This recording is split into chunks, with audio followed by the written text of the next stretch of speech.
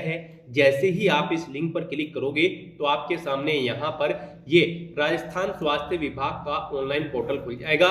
यहाँ पर आपको ऑनलाइन फॉर्म फिल करने से पहले सभी दिशा निर्देश प्रोवाइड कराए गए हैं, यानी कि जनरल इंस्ट्रक्शन प्रोवाइड कराए गए हैं। आपको इन्हें वन बाय वन करके केयरफुली रीड कर लेना है और इस पेज को नीचे स्क्रॉल डाउन करने के बाद आपको एग्री बटन पर क्लिक करना है। फिर आपको यहाँ पर अपना मोबाइल नंबर एंटर करने के बाद रिक्वेस्ट ओटीपी बटन पर क्लिक करके ओटीपी मंगा लेना है। उसके बाद जो आपके रजिस्टर्ड मोबाइल नंबर पर ओटीपी आया होगा वो ओटीपी आपको यहाँ पर फिल कर देना है और फिर सेव एंड नेक्स्ट बटन पर क्लिक करना है। इस तरह से आपका ओटीपी वेरीफाइड हो जाएगा, आपको ओके करना है। यहाँ पर अब आपको अपना आधार नंबर एंटर करने के बाद ये कैप्चा कोड यहाँ पर फिल करना है और फिर सेव एंड नेक्स्ट बटन पर क्लिक कर देना है। यहाँ पर एक बार फिर से आपके रजिस्टर्ड मोबाइल नंबर पर ओटीपी चला जाएगा जिस पर आपका आधार नंबर रजिस्टर्ड है। वो ओटीपी यहाँ पर आपको अब एंटर करना है और फिर से सेव एंड नेक्स्ट बटन पर क्लिक कर देना है।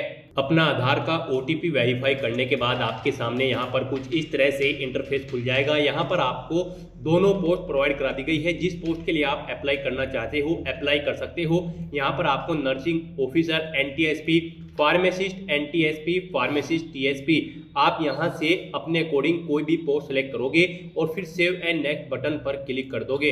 नेक्स्ट आपके सामने यहां पर कुछ इस तरह से इंटरफेस खुल जाएगा। अब यहां पर आपको अपना आधार कार्ड अपलोड कर देना है। चूज फाइल बटन पर क्लिक करने के बाद ऐसे ही यहां पर आपको अपना न्यूनतम पासपोर्ट आकार का फोटो अपलोड करना है और फिर आपको अपने सिग्नेचर यहां पर अपलोड करने हैं। चूज फाइल बटन पर फाइल को सिलेक्ट करने के बाद अपना आधार, फोटो और सिग्नेचर अपलोड करने के बाद आपको यहां पर अपना नाम एंटर करना है। फिर यहाँ पर आपको अपने फादर का नाम एंटर कर देना है। नेक्स्ट यहाँ पर आपको अपनी मदर का नाम एंटर करना है और फिर यहाँ से जेंडर सिलेक्ट कर लेना है, मेल, फीमेल या फिर ट्रांसजेंडर, और उसके बाद आपको सेव एंड नेक्स्ट बटन पर क्लिक कर देना है। नेक्स्ट आपके सामने यहाँ पर कुछ इस तरह से इंटरफेस खुल जाएगा। अब यहाँ पर आपको अपनी डेट ऑफ बर्थ इस कैलेंडर में से सिलेक्ट कर लेनी है।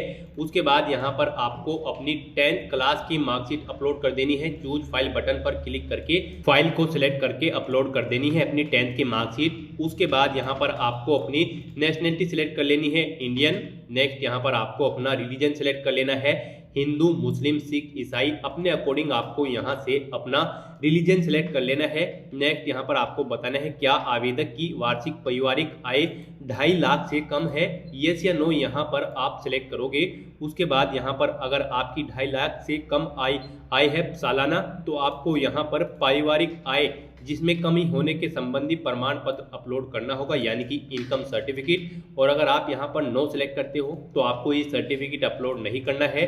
फिर यहाँ पर आपको अपनी श्रेणी सिलेक्ट कर लेनी है, जनरल, ओबीसी, एमबीसी, एससी या फिर एसटी। उसके बाद यहाँ पर आपको अपना कास्ट सर्टिफिकेट अपलोड कर देना है चूज फाइल बटन पर क्लिक करने के बाद, और उसके बाद फिर आपको सेव एंड नेक्स्ट बटन पर क्लिक कर देना है।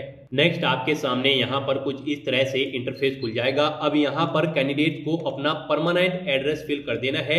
सबसे पहले यहाँ पर आपको अपना स्टेट सेलेक्ट कर लेना है। उसके बाद यहाँ पर आपको अपना डिस्ट्रिक्ट एंटर करना है। फिर अपना एड्रेस आपको यहाँ पर पिन कोड के साथ एंटर कर देना है। नेक्स्ट आपके सामने यहाँ पर कुछ इस तरह से इंटरफेस खुल जाएगा। अब यहाँ पर आपको अपनी ईमेल आईडी एंटर कर देनी है। मोबाइल नंबर यहाँ पर आपका ऑटोमेटिकली आपको फिल मिल जाएगा जो आपने रजिस्ट्रेशन टाइम पे स्टार्टिंग में फिल किया था। उसके बाद यहाँ पर आपको अपना मैरिटल स्टेटस सिलेक्ट कर लेना है, मैरिड या फिर अनमैरिड। मैरिड अगर आप सिलेक्ट करते हो तो यहाँ पर आपको अपनी मैरिज की डेट एंटर कर देनी है। उसके बाद आपको आवेदक के पति या पत्नी का नाम यहाँ पर एंटर करना है। फिर आपको बताना है क्या आपने शादी के समय दहेज लिया है, यस या नो यहाँ पर आपको सिलेक्ट कर लेना है। यहाँ पर आपको अपनी मैरिज की पूरी डिटेल्स फिल कर लेनी है, और अगर आप यहाँ पर अनमैरिड सिलेक्ट करते हो तो आपको ये डिटेल्स फिल नहीं करनी है और अब आपको सेव एंड नेक्स्ट बटन पर क्लिक कर देना है। नेक्स्ट आपके सामने यहाँ पर कुछ इस तरह से इंटरफेस खुल जाएगा। अब यहाँ पर आपसे पूछा जा रहा है कि क्या आप विशेष योग्यजन है, यस या नो यहाँ पर आपको सिलेक्ट कर लेना है। यस अगर आप यहाँ पर सिलेक्ट करते हो तो यहाँ पर केवल निम्नलिखित दिव्यांगता वाले विशेष योग्यजन ही आवेदन करने के पात्र है, आपको यहाँ पर सिलेक्ट कर लेना है। और अगर यहाँ पर आप नो सिलेक्ट करते हो तो आपको यहाँ पर ये कुछ चीज़ें सिलेक्ट नहीं करनी है, बस अब आपको सेव एंड नेक्स्ट बटन पर क्लिक कर देना है। फिर आपको ओके करना है। नेक्स्ट आपसे पूछा गया है कि क्या आप स्पोर्ट पर्सन है, येस या नो, यहाँ पर आपको सिलेक्ट करना है। येस अगर आप यहाँ पर सिलेक्ट करते हो तो यहाँ पर आपको खेले गए खेलों की संख्या एंटर करनी है, और अगर आप नो सिलेक्ट करते हो तो बस आपको सेव एंड नेक्स्ट पर क्लिक करना है, फिर ओके कर देना है। नेक्स्ट आपसे पूछा गया है कि क्या आप भूतपूर्व सैनिक हो, येस या नो, यहाँ पर आपको सिलेक्ट कर लेना है। उसके बाद आपसे पूछा गया है क्या आप राजस्थान सरकार की नियमित सेवा में नियोजित है, येस या नो, यहाँ पर आपको अपने अकॉर्डिंग आंसर करना है, और उसके बाद सेव एंड नेक्स्ट बटन पर क्लिक करना है, फिर आपको ओके करना है। अब यहाँ पर आपके सामने कुछ इस तरह से इंटरफेस खुल जाएगा। यहाँ पर अब आपको अपनी एजुकेशनल क्वालिफिकेशन की डिटेल्स को फिल कर देना है। सबसे पहले यहाँ पर आपको अपनी योग्यता सिलेक्ट कर लेनी है, ये आपको ऑटोमेटिकली फिल मिल जाएगी, 12वीं क्लास। उसके बाद यहाँ पर आपको अपने बोर्ड का नाम एंटर कर देना है। नेक्स्ट यहाँ पर आपको अपना रोल नंबर एंटर करना है अपनी 12th क्लास का। उसके बाद यहाँ पर आपको पासिंग ईयर एंटर कर देना है। नेक्स्ट यहाँ पर आपको अपने टोटल मार्क्स एंटर करने हैं। उसके बाद आपने कितने मार्क्स ऑब्टेन किए थे वो आपको यहाँ पर एंटर करने हैं। परसेंटेज आपकी ऑटोमेटिकली कैलकुलेट होकर यहाँ पर आ जाएगी। उसके बाद आपको यहाँ पर 12वीं की अंक तालिका का फ्रंट पेज यहाँ पर अपलोड कर देना है, और फिर आपको यहाँ पर 12वीं की अंक तालिका का पिछला पेज यानी कि अपनी मार्कशीट का अगला और पिछला दोनों पेज आपको यहाँ पर चूज फाइल बटन पर क्लिक करने के बाद अपलोड कर देने हैं, और फिर सेव एंड नेक्स्ट बटन पर क्लिक कर देना है। नेक्स्ट आपके सामने यहाँ पर कुछ इस तरह से इंटरफेस खुल जाएगा। अब यहाँ पर आपको अपनी प्रोफेशनल एजुकेशनल क्वालिफिकेशन की डिटेल को फिल कर लेना है। सबसे पहले यहाँ पर आपको अपनी डिग्री या फिर डिप्लोमा सेलेक्ट कर लेना है, डी फार्मा या फिर बी फार्मा जो भी आपने किया हुआ है। उसके बाद यहाँ पर आपको अपने संस्थान का नाम एंटर करना है कि कौन से संस्थान से आपने अपना बी फार्मा या डी फार्मा किया है। उसके बाद यहाँ पर आपको ये अपना डी फार्मा या फिर बी फार्मा परीक्षा उत्तीर्ण करने का वर्ष एंटर यहाँ पर आपको कर देना है। टोटल कितने मार्क्स थे आपको यहाँ पर एंटर करने हैं, कितने मार्क्स आपने ऑब्टेन किए हैं वो यहाँ पर आपको एंटर करने हैं। ऑटोमेटिकली परसेंटेज आपकी यहाँ पर कैलकुलेट हो जाएगी। फिर यहाँ पर आपको अंक तालिका अपलोड करें, यहाँ पर आपको अपना डिग्री या फिर डिप्लोमा चूज फाइल बटन पर क्लिक करके अपलोड कर देना है। यहाँ पर आपको ये फर्स्ट ईयर की डिटेल फिल करनी है। ऐसे ही आपने यहाँ पर बी फार्मा की सेकेंड ईयर की डिटेल फिल करनी है, और फिर थर्ड ईयर की, और फिर आपको यहाँ पर फोर्थ ईयर की डिटेल्स ऐसे ही फिल कर देनी है।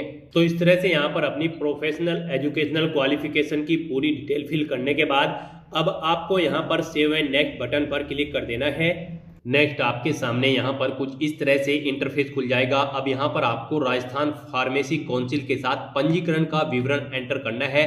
सबसे पहले यहाँ पर आपको पंजीकरण संख्या एंटर कर देनी है। उसके बाद पंजीकरण की दिनांक आपको यहाँ पर इस कैलेंडर में से सिलेक्ट कर लेनी है।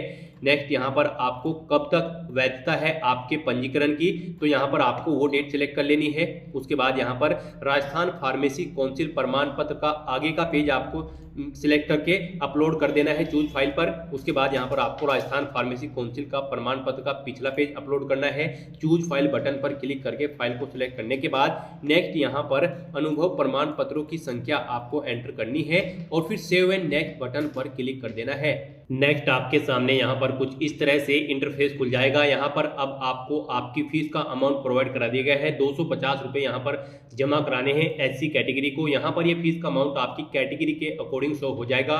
फिर आपको डिक्लेरेशन सेक्शन में आना है और इस चेकबॉक्स को ओके करना है, यानी कि डिक्लेयर करना है। और फिर यहाँ पर आपको अपना पेमेंट के लिए सिलेक्ट कर लेना है भुगतान का प्रकार, credit card, UPI, debit card या फिर नेट बैंकिंग। अगर आप अपना फॉर्म रिव्यू करना चाहते हो तो आप रिव्यू फॉर्म बटन पर क्लिक करके अपना फॉर्म चेक कर सकते हो और उसमें कुछ भी एडिट कर सकते हो।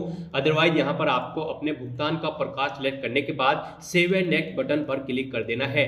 नेक्स्ट आपके सामने पेमेंट गेटवे का ये पूरा इंटरफेस खुल जाएगा। यहाँ पर अब आपको अपने डेबिट कार्ड का नंबर एंटर करना है, उसकी एक्सपायरी मंथ और ईयर यहाँ से सिलेक्ट करने के बाद यहाँ पर 3 डिजिट का CVV नंबर एंटर करना है जो आपके कार्ड के पीछे होता है।